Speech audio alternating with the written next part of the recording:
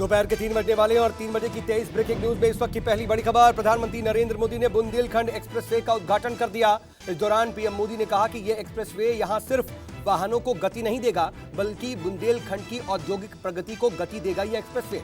PM ने कहा, देश में हो रही रेवड़ी बांट करके वोट बटोरने की कोशिश, रेवड़ी कल्चर से लोगों को सावधान रहना होगा। पीएम ने कहा, योगी के नेतृत्व में तेजी से बदल रही है यूपी की तस्वीर। यूपी ने अच्छे राज्यों को भी पछाड़ दिया है। 3 बजे की अगली बड़ी खबर। जालान दौरे पर पहुंचे सीएम योगी ने कहा कि यह एक्सप्रेसवे क्षेत्र को नई पहचान दिलाएगा। बुंदेलखंड का कायाकल्प करने का संकल्प अब फलीभूत हो रहा है। बुंदेलखंड एक्सप्रेसवे बुंदेलखंड के विकास का जीवंत प्रमाण है। एक्सप्रेसवे क्षेत्र को नई पहचान दिलाकर यहां औद्योगिक निवेश को आमंत्रित करने का नया माध्यम बनेगा। 3 बजे की अगली बिग ब्रेकिंग। तीस्ता सी तलवार पर एसआईटी के खुलासे के बाद सियासी हलके में बवाल मच गया है। बीजेपी और कांग्रेस आमने सामने आ गई है।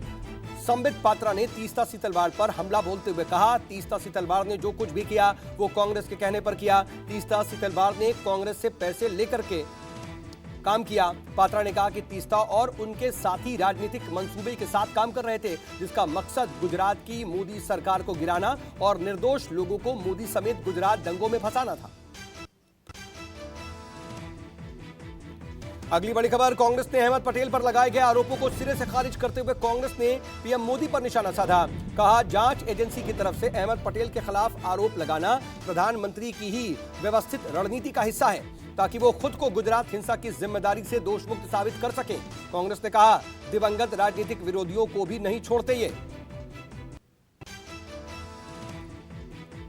अगली बड़ी खबर। लुलु मॉल के बाहर करणी सेना का भारी बवाल देखने को मिला। करणी सेना ने मॉल में नमाज पढ़े जाने के खिलाफ विरोध जताया। सूचना मिलते ही मौके पर पहुंचे पुलिस और करणी सेना के कार्यकर्ताओं को हिरासत में ले लिया उसने। बता दें कि करणी सेना के प्रदर्शन को लेकर के लुलु मॉल का गेट बंद कर दिया गया था। मॉल परिसर में कुछ लोगों के नमाज अदा करने से जुड़े वीडियो सामने आने के बाद पनपा था ये पूरा विवाद। 3 बजे की छठी बड़ी खबर। यशवंत सिन्हा को समर्थन करेगी आम आदमी पार्टी। आम आदमी पार्टी के राज्यसभा सांसद संजय सिंह ने इस बात की घोषणा की है। कहा कि पार्टी के पॉलिटिकल अफेयर्स कमेटी की बैठक के बाद यह फैसला लिया गया है। आम आदमी पार्टी यशवंत सिन्हा को समर्थन देगी। बता दें कि विपक्ष के राष्ट्रपति पद के उम्मीदवार हैं यशवंत सिन्हा। 3 बजे की अगली बिग ब्रेकिंग। संसद के मॉनसून सत्र को लेकर के स्पीकर ने बुलाई सर्वदलीय बैठक। शाम 4 बजे होगी सर्वदलीय बैठक।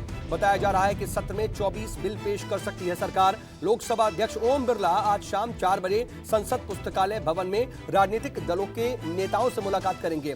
इस बैठक के दौरान संसद सत्र में कामकाज और अन्य मुद्दों पर चर्चा होगी। बैठक में तमाम बड़े दलों के नेता शामिल हो सकते हैं। कल सरकार ने सर्वदलीय बैठक बुलाई है। 3 बजे की अगली बड़ी खबर। आज दिल्ली में बीजेपी अहम बैठक कर रही है और इस बैठक में उपराष्ट्रपति उम्मीदवार के नाम पर फैसला होगा। मीटिंग के बाद उपराष्ट्रपति के नाम के लिए अपने उम्मीदवार के नाम का भी बीजेपी ऐलान कर सकती है। उपराष्ट्रपति पद के उम्मीदवार के लिए अब तक ना तो एनडीए ने उम्मीदवार के नाम की घोषणा की, ना ही विपक्ष ने। बता दें कि 6 अगस्त को उपराष्ट्रपति पद का चुनाव होना है।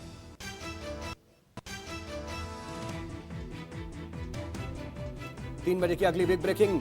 डॉलर के मुकाबले गिरते रुपए की कीमत को लेकर के कांग्रेस ने बीजेपी पर सवाल उठाए हैं। कांग्रेस ने आज दिल्ली के लुटियन जोन में कई जगह मोदी सरकार को घेरते हुए पोस्टर लगाए। कल सुप्रिया श्रीनेत ने मोदी सरकार पर हमला बोलते हुए कहा, हानिकारक है मोदी जी, आपकी कृपा से देश में स्वघोषित अमृत काल को देखा।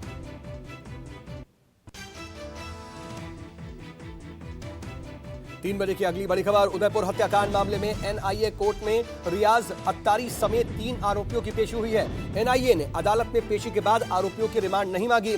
कोर्ट ने पेशी के बाद मुख्य आरोपी गौस मोहम्मद, रियाज अत्तारी और फरहाद मोहम्मद को जेल भेज दिया है। तीनों आरोपियों को अजमेर जेल भेजा गया है।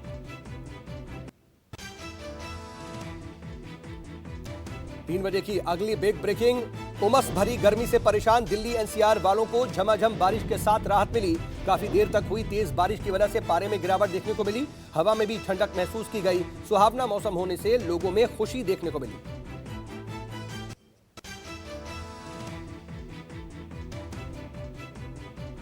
3 बजे की अगली बिग ब्रेकिंग। पिछले कई दिनों से महाराष्ट्र के कई जिलों में भारी बारिश की वजह से बाढ़ जैसे हालात हैं। नासिक, कोल्हापुर, सतारा जैसे जिलों में भारी बारिश का अनुमान जताया गया है। वहीं मुंबई, रायगढ़, ठाणे, नासिक और पालघर में येलो अलर्ट है, जिससे थोड़ी राहत है। इस बीच मानसून में महाराष्ट्र में मरने वालों की संख्या 102 पहुंच गई है। रिपोर्ट के मुताबिक महाराष्ट्र के 20 गांव भारी बारिश से प्रभावित हैं।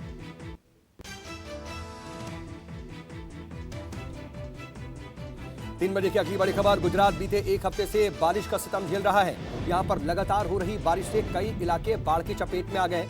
मौसम विभाग के मुताबिक यहां के 8 जिले सूरत, जूनागढ़, गिर, भावनगर, तापी, डांग, वलसाड और नवसारी में रेड अलर्ट जारी किया गया है। अब तक आसमानी आफत के चलते 95 लोगों की मौत हो चुकी है। नवसारी, वलसाड और डांग ऐसे जिले हैं जहां पर कभी तेज तो कभी धीमी बारिश का दौर अब भी लगातार जारी है।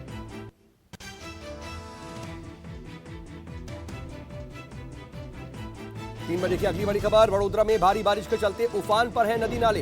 रास्तों में मगरमच्छ घूमते हुए दिखाई दे रहे हैं। करेली बाग के हीरा वनती सोसाइटी में मगरमच्छ दिखाई दिया। रेस्क्यू टीम ने कड़ी मशक्कत के बाद इस मगरमच्छ को पकड़ा। वडोदरा की विश्वामित्र नदी में कई सौ मगरमच्छ रहते हैं। हर साल भारी बारिश के बाद शहर में उनके आने की घटनाएं बढ़ जाती हैं।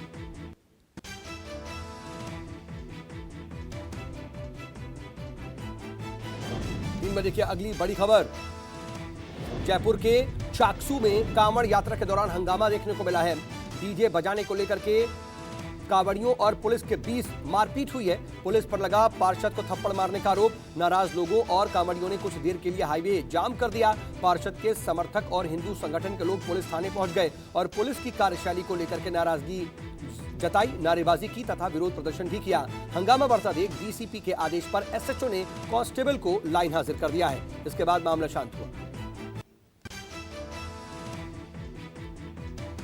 3 बजे की अगली बड़ी खबर। श्रीनगर में पुलिस ने 5 युवकों को आतंकी राह अपनाने से रोक दिया है और बता दें कि युवकों का ब्रेन वॉश करने वालों की तलाश भी अब तेज कर दी गई है। पुलिस ने कार्रवाई करते हुए 5 युवकों को गिरफ्तार किया है। गिरफ्तार युवक आतंकवादी रैंक में शामिल थे और उसमें शामिल होने का प्रयास कर रहे थे। पुलिस के मुताबिक शरारती तत्वों के एक समूह ने बाबा गेम्ब नाकाश पोरा मैदान में बैठक बुलाई थी। इस समूह का लश्कर के संगठन टीआरएफ से जुड़े होने का इतिहास रहा है।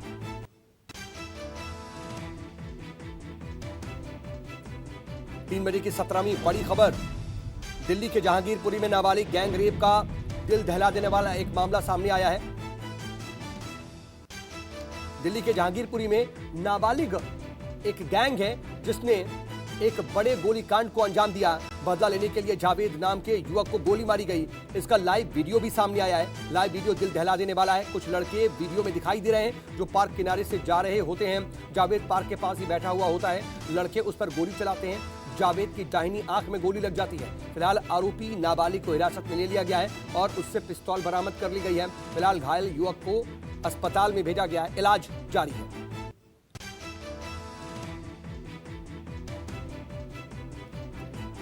तीन बजे की अगली बड़ी खबर। नूपुर शर्मा के समर्थन करने पर सूरत में व्यापारी को जान से मारने की धमकी मिली है। एक महिला समेत 3 आरोपियों को पुलिस ने गिरफ्तार किया है। व्यापारी ने इंस्टाग्राम पर नूपुर शर्मा के समर्थन में पोस्ट किया था। इसके बाद उसे 6 लोगों ने जान से मारने की धमकी दी।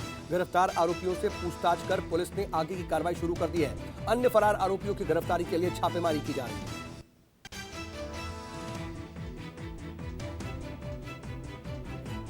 3 बजे की 19वीं बड़ी खबर। दिल्ली के लाजपत नगर फ्लाईओवर के पास 50 लाख से ज्यादा की लूट की वारदात सामने आई है। बाइक सवार बदमाशों ने 2 व्यक्तियों के साथ लूटपाट की है। ऑटो में सवार दोनों शख्स की आंखों में मिर्ची पाउडर डाल करके लूट को अंजाम दिया गया। 50 लाख से ज्यादा की रकम से भरा बैग लेकर के बदमाश फरार हो गए। मौके पर पहुंचे पुलिस ने मामला दर्ज कर आगे की कार्रवाई शुरू कर दी। 3 बजे की 20वीं बड़ी खबर। मुंबई में एक बड़ी इंटरनेशनल ड्रग्स रैकेट का खुलासा हुआ है। नवी मुंबई की क्राइम ब्रांच ने कार्रवाई करते हुए करोड़ों की ड्रग्स बरामद की है। अंतर्राष्ट्रीय मार्केट में बरामद हेरोइन की कीमत करीब 363 करोड़ रुपए बताई जा रही है। ड्रग्स दुबई से कंटेनर के जरिए मुंबई आए थे और इस ऑपरेशन में पंजाब पुलिस ने नवी मुंबई पुलिस की मदद की। क्राइम ब्रांच की टीम ने खुलासा किया, ये एक अंतर्राष्ट्रीय ड्रग्स रैकेट के नेटवर्क के सप्लाई चेन का एक बड़ा हिस्सा है। 3 बजे की अगली बड़ी खबर। दिल्ली के जाफराबाद में जींस कारोबारी ने खुद को गोली मारी। पत्नी और 2 नाबालिग बेटियों को भी उतारा मौत के घाट। मौके पर पहुंचे पुलिस ने मामला दर्ज कर आगे की कार्रवाई शुरू की। परिजनों के मुताबिक कारोबार में घाटे के चलते शख्स काफी समय से परेशान चल रहा था।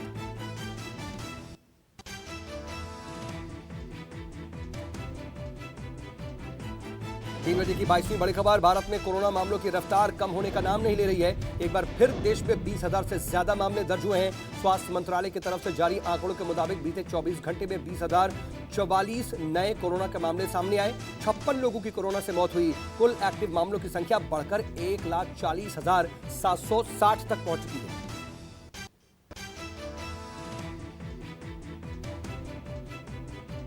और 3 बजे की 23वीं बड़ी खबर। श्रीलंका में आज राष्ट्रपति चुनाव के लिए श्रीलंका का संसद सत्र। 20 जुलाई को नए राष्ट्रपति का चुनाव होना है। महिंदा बासिल राजपक्षे के देश छोड़ने पर सुप्रीम कोर्ट की रोक लगा दी गई थी। वहीं खबर है कि अब श्रीलंका में विक्रमसिंघे के इस्तीफे की मांग भी शुरू हो गई है। विक्रमसिंघे कल ही कार्यवाहक राष्ट्रपति बने हैं।